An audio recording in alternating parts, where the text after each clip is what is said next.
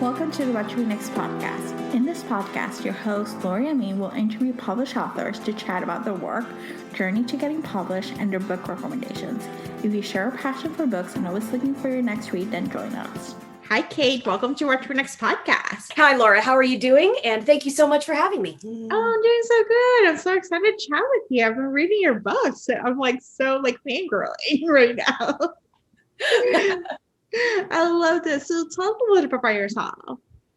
Well, I have been a writer most of my life. I am the daughter of a jazz musician and a librarian, so twin passions for music and books growing up.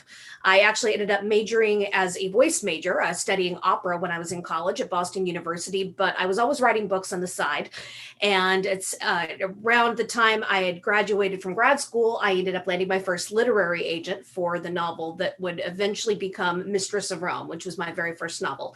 So fast forward about 10 years, I have written 4 books set in ancient Rome, 2 books set in Renaissance Italy, and now I have written my 3rd book set in the 21st century. That particular trilogy, or not exactly a trilogy, they're all standalones, but that began with the Alice Network, then it was The Huntress, and then now my upcoming book, The Rose Code.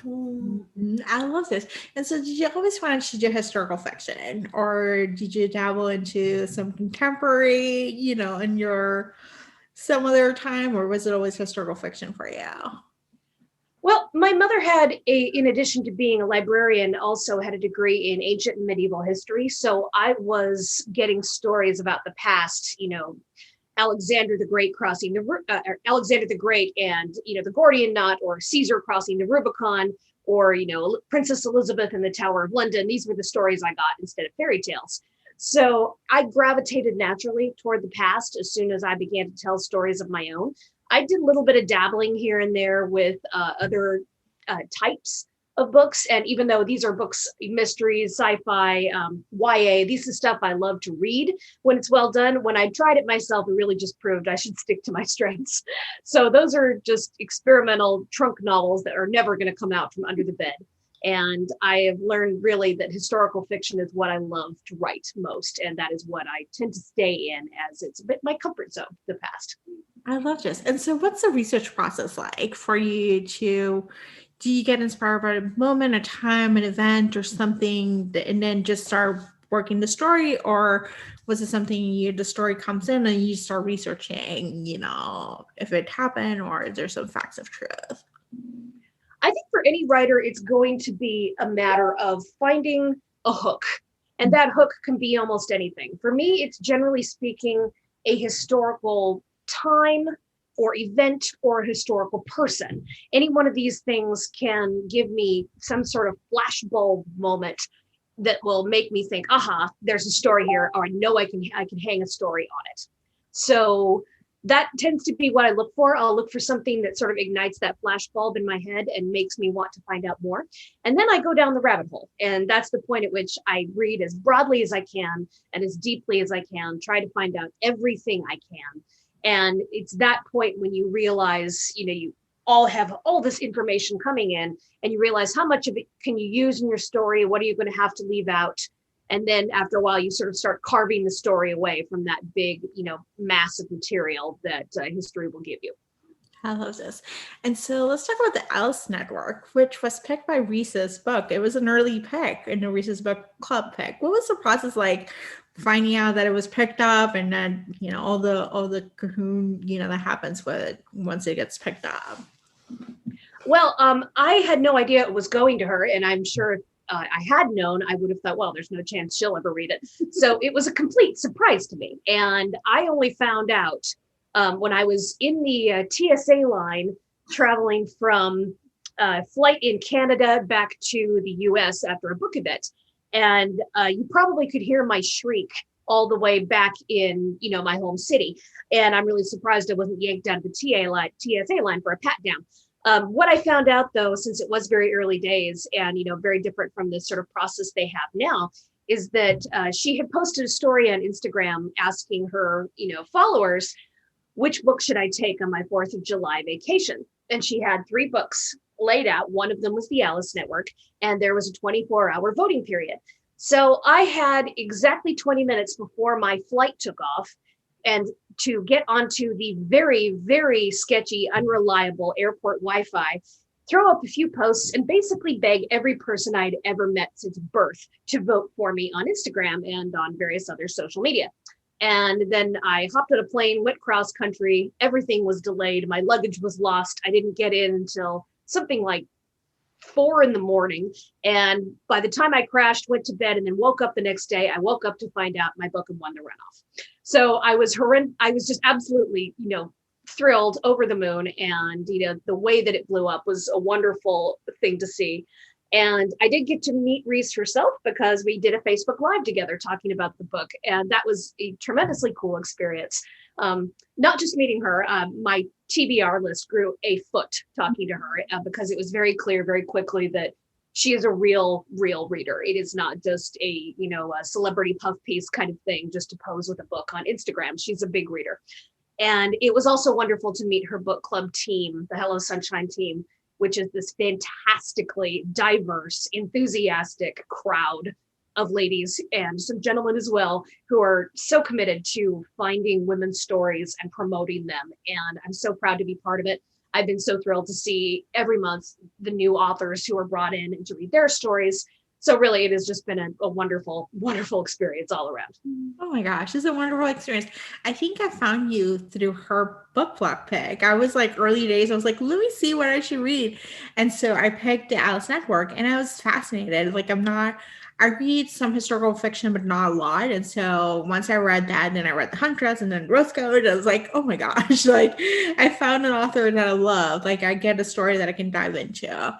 And it just unravels and just goes with the process. So I'm grateful that you were picked. I'm grateful that new audience found you and now you keep writing. So well, I'm so glad you enjoyed the book. Really delights me.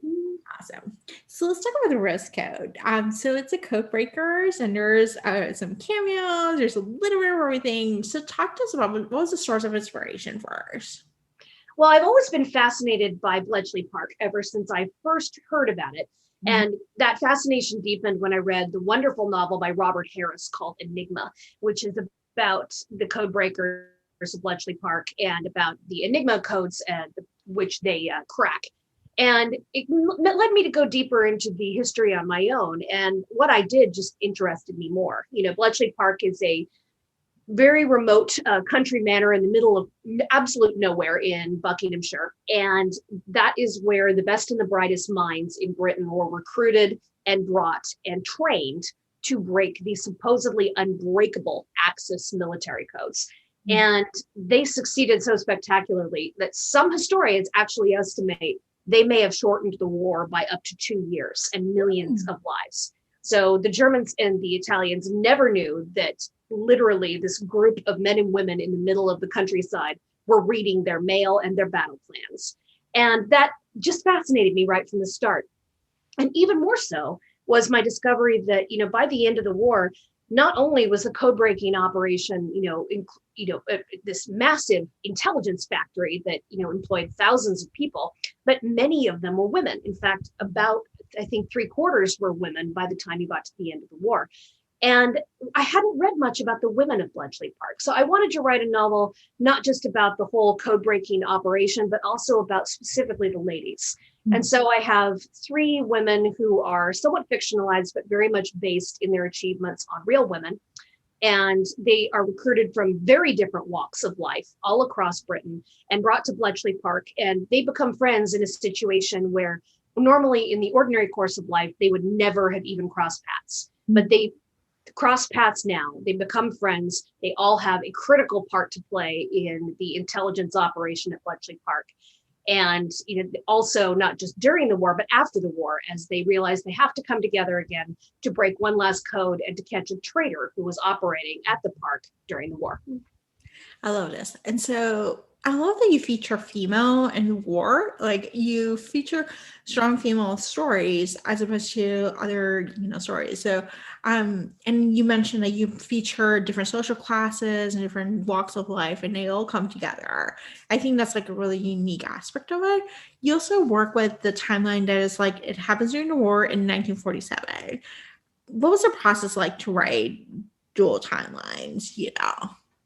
All of my books since the Alice Network have been dual timelines, and that is something that, generally speaking, I tend to write going back and forth between the two timelines. I find it easier to cut back and forth rather than to write each one out individually and only then do the splicing. And that's because I like to tease out parallels between the timelines, as I go, and that's a little easier to do if I go back and forth as I'm writing. But for the Rose Code, I did write much more of the war timeline A to Z as I first, because so much of the book is more about what happens during the war. And then later on, I realized a little bit more about what the 1947 timeline was really going to entail.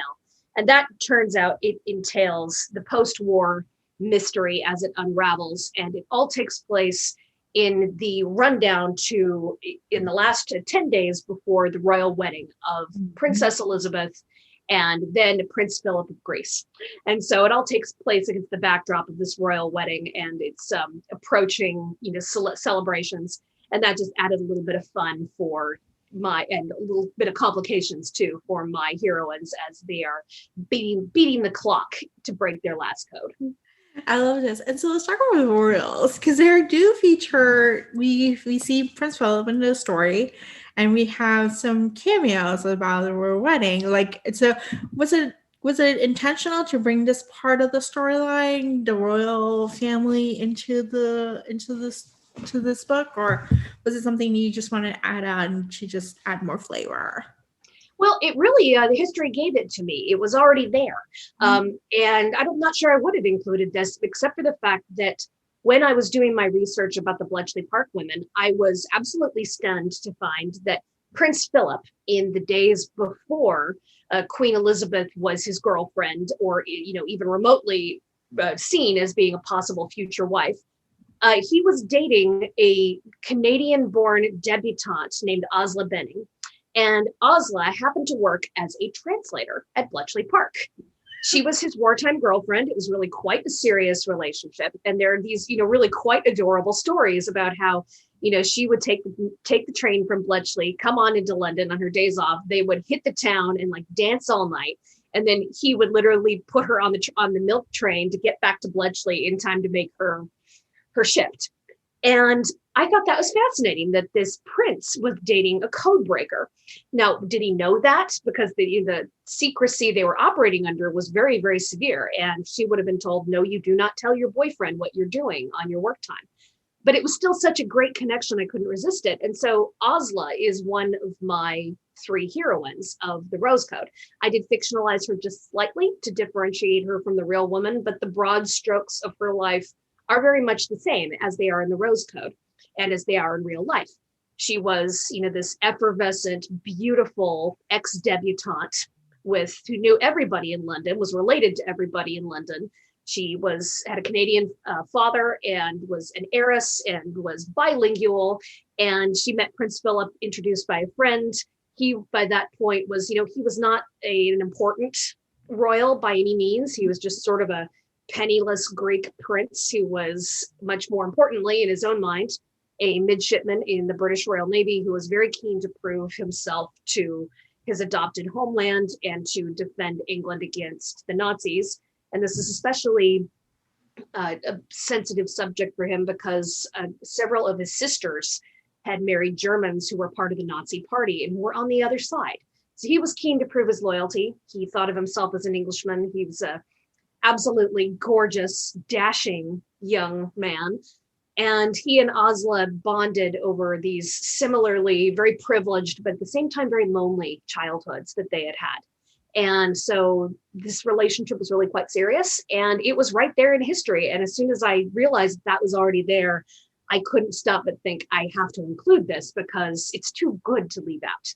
So that's why the connection with Philip, and that is why he appears in the book as a small character, and that's why there are, a variety of royal connections. Although his is not the only royal connection at Bletchley Park. One of the things I did find very interesting was that Kate Middleton's grandmother, Valerie Glassborough, was also recruited to work at Bletchley Park, and I couldn't help but include her in a small cameo as well. I love these royal little tidbits. As someone who's like fascinated by royal weddings and royal family, I'm like, anytime you bring it in, bring some of the history about it, it's just like adds a little notch to the book. So tell me, what are you working next? What can we expect from you?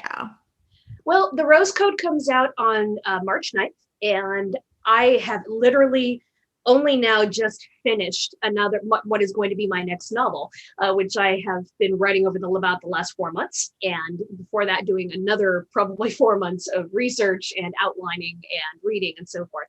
But my next novel is at least tentatively titled The Diamond Eye, and that is another World War II story. It is about Lyudmila Pavlichenko. She was a Russian girl, a history student, a budding historian, a library research assistant, who, when the Germans invaded her home, decided she would join the army, and she became a sniper. And in fact, she became the most deadly female sniper of all time. She fought against the Nazis and had a tally of 309. And if that wasn't enough to make her a truly jaw-dropping possible heroine for a novel, she then came to the United States on a goodwill tour in 1942, became BFFs with Eleanor Roosevelt. Oh my God. And literally became America's sweetheart on a speaking tour all around the United States before going home and going back to the Red Army and her duties there. So I could not believe that no one had written about this woman in a novel before this. And so I couldn't wait to write about her. And I don't know when this book will be put out. We don't have a publication date yet. I've only just finished my first draft, but I can't wait to talk more about it as, you know, these details settle up. I love this. Oh my gosh, I'm fascinated. So again, another strong female protagonist, you know? So I love this. So what has it been like to write during the pandemic? Is it different doing it now before the shutdown or has it just been the same? Outwardly, things have been very much the same for me, and I'm very lucky for that. I am lucky enough that I already work from home, and my daily schedule has not changed very much, except for the fact that I can no longer go to the gym, have not in a year, and have to do my working out from YouTube videos at home. And that, you know, it's harder to see my family, and that I do so much less traveling for things like conferences, or for speaking engagements, or for other writing related author book events. So I don't get to travel as much, and I don't get to go to the gym, but otherwise my daily routine is very much the same. But on the other hand, some things have been very difficult. It's not just me, but pretty much any writer I know has confessed that it's very hard to it has been very hard to focus at times. Mm-hmm. I feel like I had the attention span of a goldfish there for about the first 6 months.